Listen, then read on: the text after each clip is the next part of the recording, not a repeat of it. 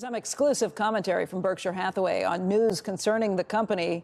There was a recent report in ProPublica that suggested that Berkshire Hathaway chairman and CEO Warren Buffett traded stocks in his own portfolio before Berkshire's trades in the same stocks were made public on 3 occasions over a period of almost 2 decades.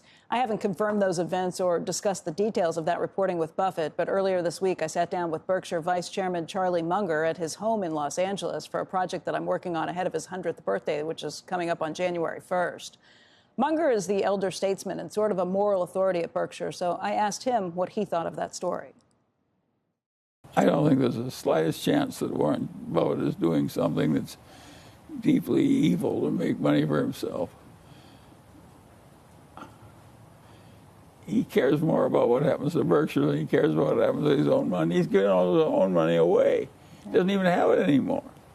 And showing how little he thinks of it. To give away the last $100 million he has on earth.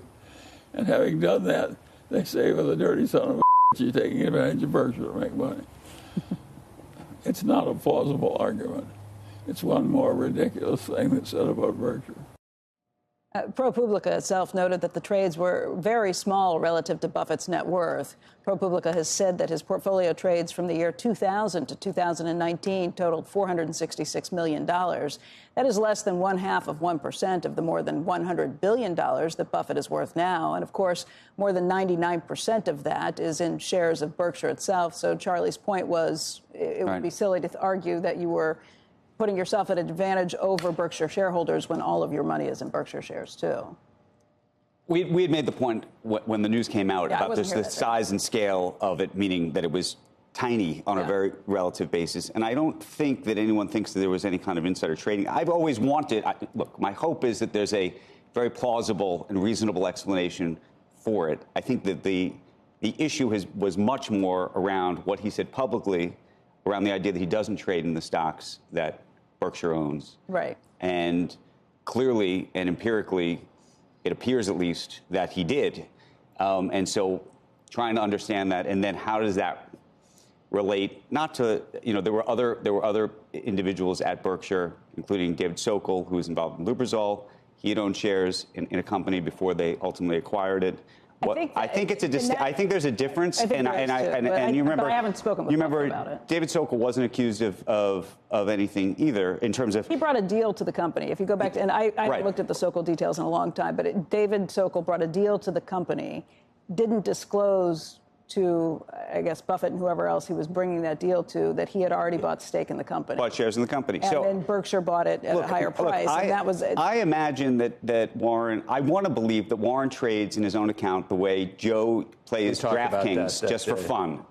I don't know if it's just for fun as much as it's funding. Remember, he's got a salary of $100,000. But it's the same amount of, it's the same amount of I get very interested in $5 bets, and it's not because of the $5. It's I just want to be able to be. I think I'm going to be able to figure things out. I can even try to rationalize without knowing without actually knowing what happened.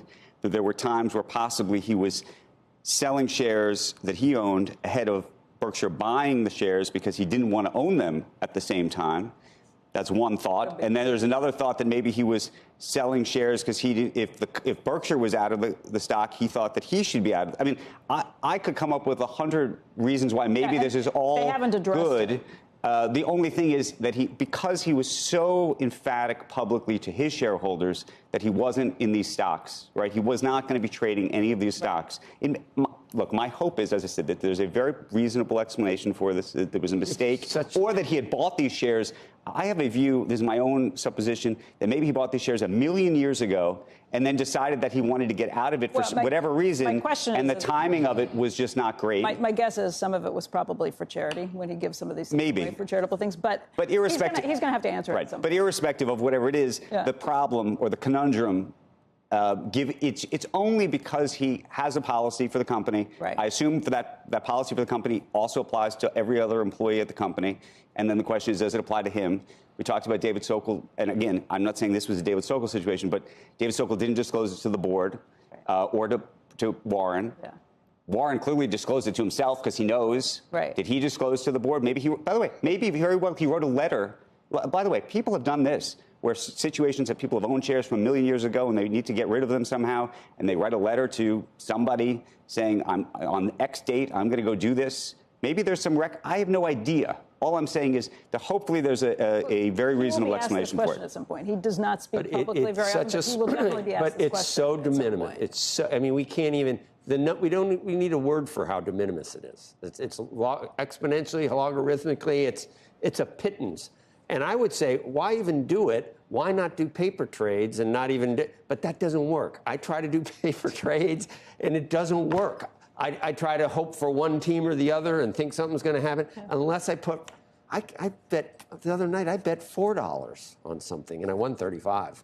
But you have a problem. No, I get interested in. I'm betting on Mid-American Conference football, Buffalo versus Central Michigan. Because you want to care about it.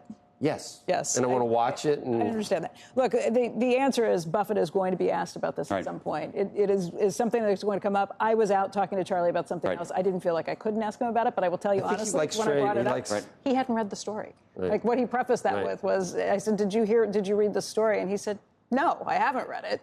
But then he said, it's like ridiculous. I don't even know if he'd know what. Well, that's actually, by the way, an interesting point, though, because if an article like that were to come out, you would think, and you were the CEO of a company, whatever age, you probably would want to communicate to your board what's going on with those trades, given that that's the company policy. At almost any company, actually, in America, if your CEO was in an article doing things that were against the company, ostensibly against the company's policy, you would be telling the rest of the board, and the board would be cognizant that that happened, right? That is actually a worthy point being made, because I think in a Fortune 500 company in America today, that's actually something that people would He's not your raise. Average. He's not your average Fortune 500 company. He's not your average CEO. And then the question is, right, are you in a league of your own? And if you're in a league of your own, maybe then there are no rules. I'm just saying. But he is in a league of his own. I don't think anyone.